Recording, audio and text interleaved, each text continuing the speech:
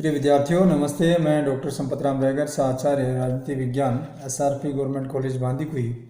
आज हम BA part second के प्रश्न पत्र द्वितीय में न्यायिक सक्रियता यानी जुडिशियल एक्टिविज्म के बारे में अध्ययन करेंगे। इसमें सबसे पहले हम न्याय की परंपरागत धारणा क्या है उसके संबंध में चर्चा करते हैं। भारत की न्याय व्यवस्था की परंपरागत धारणा पर आधारित है, यानी जो भारत में न्याय व्यवस्था है वो परंपरागत है। इस धारणा के अनुसार न्यायालयों का कार्य यह है कि उसके सामने जो विवाद आते हैं या प्रस्तुत किए जाते हैं उन विवादों का विद्यमान कानूनों के अनुसार निपटारा करना होता है। इस धारणा की मूलभूत जो मान्यता है वो यह है, जिसमें पहली बात ये सामने आती है कि पीड़ित पक्ष स्वयं न्यायालय के सम्मुख जाकर न्याय की याचना करे कि मुझे न्याय चाहिए। दूसरी जो बात आती है वो ये आती है कि न्यायालय के द्वारा स्वयं को न्याय की वैधानिक व्याख्या तथा संपूर्ण विवाद के प्रसंग में वैधानिक दायरे के साथ साथ में दृष्टिकोण यहाँ तक सीमित रखना चाहिए। यह धारणा इस विचार पर आधारित होती है कि आर्थिक के साथ साथ में सामाजिक न्याय का दायित्व जनप्रतिनिधियों की संस्था संसद का है और आर्थिक सामाजिक न्याय सामान्यतः न्यायालयों के अधिकार क्षेत्र में नहीं आता है। अब हम बात करते हैं न्यायिक सक्रियता का उदय और विकास कैसे हुआ। न्यायिक जो जुडिशियल एक्टिविज्म है उसका किस प्रकार से उदय हुआ, या यूं कहें कि न्यायिक सक्रियता न्यायिक पुनरावलोकन की शक्ति का ही विस्तार है। तो इसमें हम देखते हैं कि भारतीय संविधान द्वारा भारत में लोकतांत्रिक व्यवस्था की स्थापना की गई तथा संविधानवादी शासन में विश्वास करता है। संविधानवादी शासन की मूल मान्यता यह है कि शासन को मर्यादित शक्तियाँ ही प्राप्त होनी चाहिए। संविधानवादी शासन की इस धारणा के अनुरूप भारतीय संविधान में न्यायिक पुनर्लोकन की व्यवस्था की गई है और साथ में ही न्यायिक पुनर्लोकन के आधार पर न्यायपालिकाओं को ऐसे भी कानून को अवैध घोषित कर सकती है जो संविधान का उल्लंघन करती हों। कालांतर में न्यायपालिका ने ये अनुभव किया कि उसे ये शक्ति भी प्राप्त होनी चाहिए कि यदि कार्यपालिका अकर्मण्यता के कारण अपने कर्तव्यों की अनदेखी करे अथवा ये मनमाना आचरण करने की प्रवृत्ति को अपनाए तो उस समय न्यायपालिका अपना जो कर्तव्य है उसका पालन करने में संबंधित को निर्देश दे सकती है, या यूं कहें कि मनमाना आचरण करने की स्थिति में उसे ऐसा करने से रोक लगा सकती है। इस प्रकार से न्यायिक पुनरावलोकन व्यवस्थापिका के मनमाने कानून निर्माण पर रोक लगाने का साधन है। तो न्यायिक सक्रियता, यहाँ पे न्यायिक सक्रियता कार्यपालिका को कर्तव्य पालन की दिशा में, अगर वो सही ढंग से कार्य नहीं कर रही है तो कर्तव्य पालन की दिशा में प्रवृत्त करने या मनमाना आचरण करने से रोकने का एक साधन है। उसको न्यायिक सक्रियता कहते हैं, या न्यायिक सक्रियता के साथ साथ जुडिशियल एक्टिविज्म भी कहते हैं। न्यायिक सक्रियता न्यायिक पुनरावलोकन से आगे का एक चरण है, उससे आगे है। न्यायिक पुनरावलोकन पे संसद के द्वारा संविधान के विरुद्ध बनाए गए कानूनों की व्याख्या करना और संसद के अनुरूप नहीं होने पर उनको निरस्त करना, ये या उनको कहें कि पुनरावलोकन करें, उसके लिए लौटाना ये अधिकार है। पर कार्यपालिका के द्वारा संविधान के अनुसार आचरण नहीं करने पर उसको मना करना, ऐसा आचरण जिसे व्यवस्थापिका में निहित गतिशीलता और गतिशीलता के साथ साथ शासन की कमियों एवं दोषों और बदलती हुई परिस्थितियों ने जन्म दिया है। न्यायिक सक्रियता की स्थिति को न्यायपालिका द्वारा उस दिशा में अपनाई जा सकती है जिस दिशा में न्यायिक पुनर्लोकन की व्यवस्था है। पिछले अगर हम बात करें तो 50 सालों में अमेरिकी न्यायपालिका ने भी कुछ सीमा तक न्यायिक सक्रियता की स्थिति को अपनाया है। इसी प्रकार न्यायिक सक्रियता न्यायिक पुनर्लोकन से आगे का कदम या चरण कह सकते हैं। इसके संबंध में एक कथन है, वो यह है कि न्यायिक सक्रियता न्यायिक पुनर्लोकन की शक्ति का ही विस्तार है, यानी जो न्यायिक सक्रियता है वो न्यायिक पुनर्लोकन की शक्ति का ही एक आगे कदम है। इसके साथ ही संविधान लागू किए जाने के बाद में लगभग 30 सालों तक या 3 दशक तक न्याय की परंपरागत धारणा को स्वीकार किया जाता रहा, लेकिन गतिशीलता राज्य व्यवस्था का प्राण है। अगर उसमें गतिशीलता नहीं आएगी तो वो मृतप्राय है, इसलिए गतिशीलता को प्राण माना है।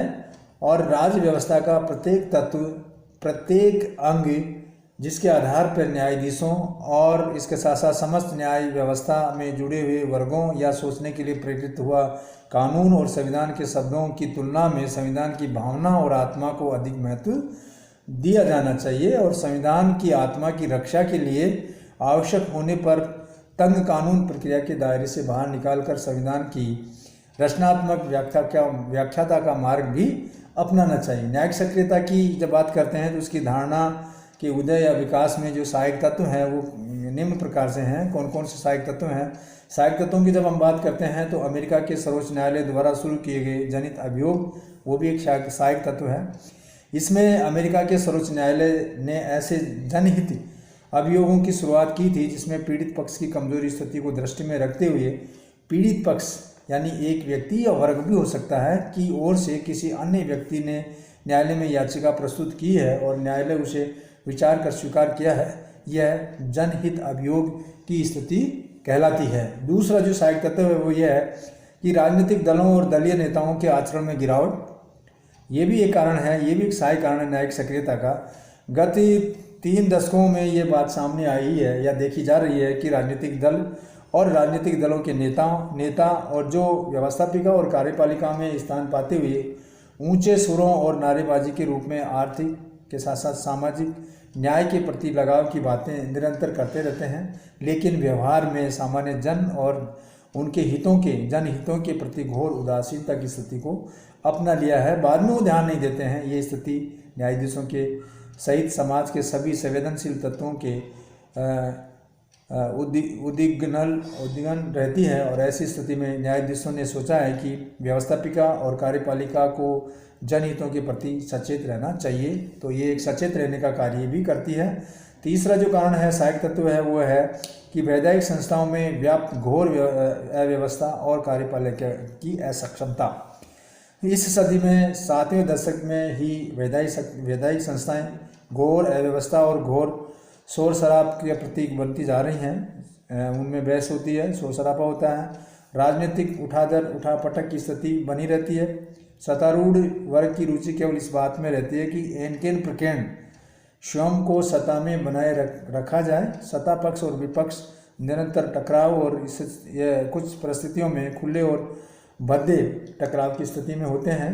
वैधाई यानी व्यवस्थापिका और कार्यपालिका संस्थाओं की इस असक्षमता के कारण राज्य व्यवस्था में रिक्तता की स्थिति पैदा की गई थी और स्वाभाविक रूप से न्यायपालिका को प्रेरणा मिली कि ये रिक्तता को भरने के लिए चेष्टा करें और निजी शिक्षण संस्थाओं से संबंधित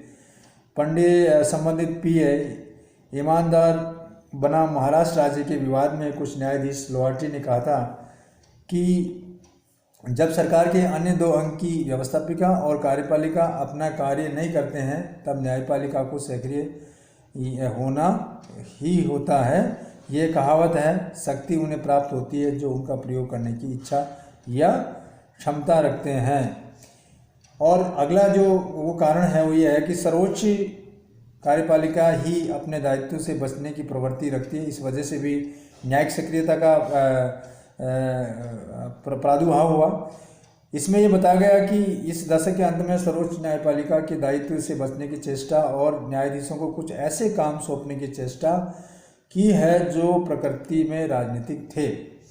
और कार्यपालिका जब मंडल विवाद को हल नहीं कर पाई तब उसने सर्वोच्च न्यायालय की ओर से देखा कि इस प्रकार जब अयोध्या में विवादास्पद ढांचा ढहा दिया तब ऐतिहासिक प्रश्न की आड़ में ये विवाद सर्वोच्च न्यायालय को परामर्श के लिए भेजा गया, चाहे वो आरक्षण का प्रश्न हो या नदी जल विवाद या हर किसी विवाद को हल करने के लिए न्यायपालिका को देखा जाने लगा है। तो ये भी एक कारण है। अगला कारण है राजनीतिक और प्रशासनिक व्यवस्था में व्याप्त भ्रष्टाचार।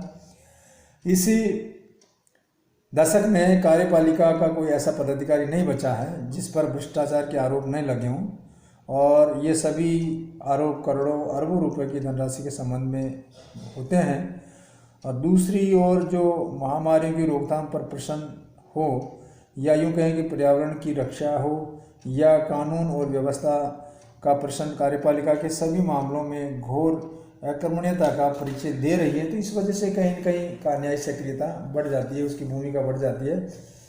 तो हम ये बात करें कि प्रारंभ में न्यायिक सक्रियता को सर्वोच्च न्यायालय द्वारा अपनाया गया। सर्वोच्च न्यायालय से उच्च न्यायालयों में प्रेरणा प्राप्त हुई और उनके द्वारा न्यायिक सक्रियता को अपना लिया गया। इसके कुछ बाद में विशेष न्यायालय यानी कि जिला न्यायालयों द्वारा भी भारी उत्साह के भाव से न्यायिक सक्रियता को अपनाने का असफल चेष्टा की। न्यायिक सक्रियता की स्थिति में को दृष्टि में रखते हुए अमेरिका की टाइम्स पत्रिका ने भारत की न्यायपालिका को दुनिया की सबसे सक्रिय न्यायपालिका करार दिया।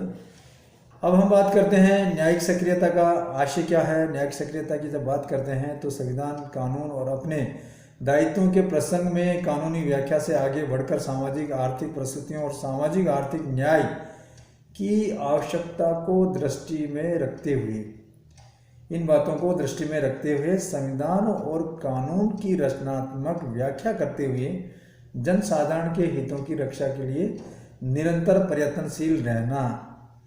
इसके अतिरिक्त अगर और भी बात कुछ है तो वो यह है कि जन सामान्य के हित की दृष्टि से आवश्यक होने पर शासन को दिशा निर्देश देना और शासन की स्वेच्छाचारिता पर रोक लगाना न्यायपालिका का दायित्व है।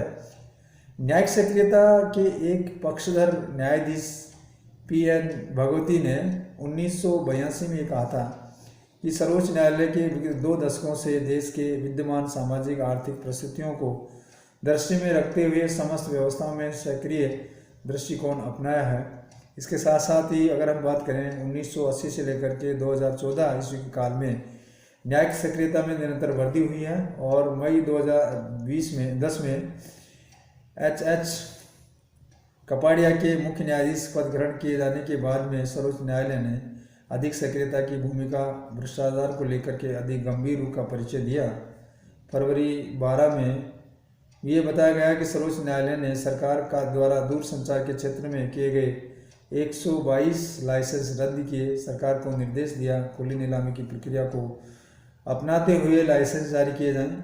परंपरागत रूप से ये सोचा गया कि न्यायपालिका को राज्य व्यवस्था में मात्र निषेधात्मक भूमिका ही प्राप्त है। न्यायिक सक्रियता के आधार पर न्यायपालिका को निषेधात्मक भूमि के साथ साथ एक सकारात्मक भूमिका भी प्रस्तुत करनी है, रचना करनी है। इस आधार पर कुछ विद्वान न्यायिक सक्रियता के स्थान पर न्यायिक रचनात्मक या यूँ कहें कि न्यायपालिका की रचनात्मक भूमिका का भी प्रयोग किया है। अब हम बात करते हैं न्यायिक सक्रियता के विविध रूपों की या मान्यताओं की, जिसमें आता है जनहित अभियोगों की मान्यता। जनहित अभियोगों को मान्यता, तो इसमें ये बात देखी गई है कि परंपरागत धारणा ये रही है कि न्यायालय से न्याय पाने का हक उस व्यक्ति को हो जिसके मूल अधिकारों का अतिक्रमण होता है, किंतु न्यायिक सक्रियता के अंतर्गत सर्वोच्च न्यायालय ने आंगल विधि के उपरोक्त नियमों में परिवर्तन करते हुए ये व्यवस्था की है कि कोई भी व्यक्ति किसी ऐसे समुदाय या वर्ग की ओर से मुकदमा लड़ रहा है जिसके उसके कानूनी और संवैधानिक अधिकारों से वंचित कर दिया है। सर्वोच्च न्यायालय ने ये स्पष्ट रूप से कह दिया कि गरीब, अपंग अथवा सामाजिक आर्थिक दृष्टि से दलित लोगों के सामने आम जनता का कोई आदमी न्यायालय के समक्ष वाद ला सकता है। न्यायालय अपने सारे तकनीक और कार्य विधि संबंधी नियमों की परवाह किए बिना उसे लिखित रूप में देने के मात्र से ही कार्रवाई करेगा। अब हम बात करते हैं कानूनी न्याय के साथ साथ में आर्थिक सामाजिक न्याय पर बल देती है। संविधान लागू किए जाने के बाद में लगभग 30 साल बाद ये बात समझ में आई कि न्यायालयों का न्यायिक कार्य कानूनी न्याय प्रदान करना है, लेकिन न्याय सक्रियता के अंतर्गत संविधान की जो भावना को दृष्टि में रखते हुए इस प्रकार इस बात को अपनाया गया है कि देशों के दीन और दलित लोगों के प्रति न्यायालयों में विशेष दायित्व है। अतः न्यायाधीशों की कानूनी न्याय से आगे बढ़कर के आर्थिक सामाजिक न्याय प्रदान करने का प्रयत्न करना चाहिए। उदाहरण के तौर पर हम बात करें तो उत्तर प्रदेश के चमारों के मामले में सर्वोच्च न्यायालय ने स्वयं उसकी सामाजिक आर्थिक दशाओं को जांचने के लिए एक आयोग गठित किया और राज्य सरकार को उस आयोग का व्यवहार उठाने को आदेश दिए। आयोग की जांच रिपोर्ट के आधार पर न्यायालय निष्कर्ष पर पहुंचा कि चमारों का धंधा ठेके पर उठा ले जाने वाले उन्हें न्यूनतम मजदूरी भी नहीं मिलती है। यही नहीं, वरना सर्वोच्च न्यायालय ने घोषणा कर दी कि यदि निर्धारित न्यूनतम मजदूरी से कम मजदूरी दी जाती है तो वे इसे संविधान के अनुच्छेद 23 का उल्लंघन और साथ साथ में बेगार मानेंगे। इसके साथ में इसके संबंध में बंधुआ मुक्ति मोर्चा बनाम भारत सरकार विवाद में सर्वोच्च न्यायालय ने बंधुआ मुक्ति मोर्चा संस्था से पत्र को रिट मान करके हरियाणा राज्य के फरीदकोट जिले की पत्थर खानों में काम करने वाले मजदूरों की दशा की जांच के लिए एक आयोग नियुक्त किया गया। आयोग ने जब रिपोर्ट में कहा कि श्रमिक अमानवीय दशाओं में कार्य करते हैं, तब न्यायालय ने इन मजदूरों की मुक्ति के आदेश दिए। उसी प्रकार से तीसरा है शासन की स्वेच्छाचारिता पर नियंत्रण। न्यायिक सक्रियता का एक और रूप प्रयोजन शासन की स्वेच्छाचारिता पर नियंत्रण है। संविधान और कानूनों के अंतर्गत उच्च कार्यपालिका अधिकारियों को स्वविवेक शक्तियां प्रदान की गई हैं। ये स्वविवेक शक्तियों का औचित्य हो सकता है, लेकिन व्यवहार में देखा गया कि कार्यपालिका अपने इन स्वविवेक शक्तियों के आधार पर स्वेच्छाचारिता का मार्ग वो अपना लेते हैं। इस पृष्ठभूमि में न्यायिक सक्रियता के अंतर्गत सर्वोच्च न्यायालय की इस बात का प्रतिपादन किया कि विवेकात्मक शक्तियों के अंतर्गत सरकार की जो कार्यवाही विवेक सम्मत होनी चाहिए तथा इन कार्यवाहियों को संपन्न करने के लिए जो कार्यविधि अपनाई जाए वह कार्यविधि भी विवेक सम्मत और उत्तम तथा न्यायपूर्ण होनी चाहिए। अगली जो मान्यता है या रूप है वो यह है शासन को आवश्यक निर्देश देना। शासन को आवश्यक निर्देश देना 1993 से लेकर के 2014 ईस्वी के वर्षों में सर्वोच्च न्यायालय उच्च न्यायालयों ने न्यायिक सक्रियता के आधार पर समस्त राजनीतिक व्यवस्था में पहले से अधिक महत्वपूर्ण भूमिका निभाई है या प्राप्त की है। इन न्यायालयों में जब ये देखा गया कि जांच एजेंसियां उच्च पदस्थ व्यक्तियों के विरुद्ध जांच कार्य में ढिलाई बरतती रही है, तब न्यायालयों के विभिन्न जांच एजेंसियों ने को अपना कार्य ठीक ढंग से करने के निर्देश दिए और इस बात का भी प्रतिपादन किया कि व्यक्ति चाहे कितना भी बड़ा क्यों हो, कानून के ऊपर नहीं है तथा सरकारी एजेंसियां को अपना कार्य निष्पक्षता के साथ में करना चाहिए। इसके साथ में भ्रष्टाचार से जुड़े कुछ मामले न्यायालयों के जांच निगरानी का कार्य या पक्ष और परोक्ष रूप से अपने हाथ में ले लेती हैं। हवाला कांड में सर्वोच्च न्यायालय और चारा घोटाले में पटना उच्च न्यायालय ने ऐसी स्थिति को अपनाया। 2009-10 में सर्वोच्च न्यायालय ने गुजरात के सांप्रदायिक दंगों और 2002 के संबंध में इस स्थिति को अपनाया। अन्य भी ऐसे कुछ उदाहरण देखे जा सकते हैं। ये ऐसी परिस्थितियां हैं जिनके संबंध में इस सदी के 9वें दशक तक सोचा भी नहीं जा सकता है। आगे बढ़कर के हम अगर बात करें तो सर्वोच्च न्यायालय के सर्वप्रथम 1996 में प्रधानमंत्री को निर्देश दिया कि वे कर्नाटक और तमिलनाडु के बीच कावेरी जल विवाद को हल करने के लिए प्रयत्न करें। 1998 में पुनः शासन को ये निर्देश 3 सप्ताह की समय सीमा निश्चित करने का निर्देश दिया। पिछले 15 वर्षों में न्यायपालिका ने शासन को कानून व्यवस्था बनाए रखने और प्राथमिक शिक्षा संबंधी संविधान के प्रावधानों को अनिवार्य रूप से लागू करने, बाल श्रम को समाप्त करने, बस दुर्घटनाओं को रोकने की दृष्टि से व्यवस्था करने, सफाई की व्यवस्था पर कर महामारियों की रोकथाम करने, भूमि अतिक्रमण और आवासीय स्थानों के व्यापारिक उपयोग की स्थिति को दूर करने, सरसों के तेल में मिलावट को रोकने या पर्यावरण की रक्षा के लिए विविध व्यवस्थाएं करने के लिए आवश्यक व्यवस्थाएं करने और पर्यावरण की रक्षा आदि के संपर्क में समय समय पर अनेक निर्देश आदेश दिए हैं। धन्यवाद।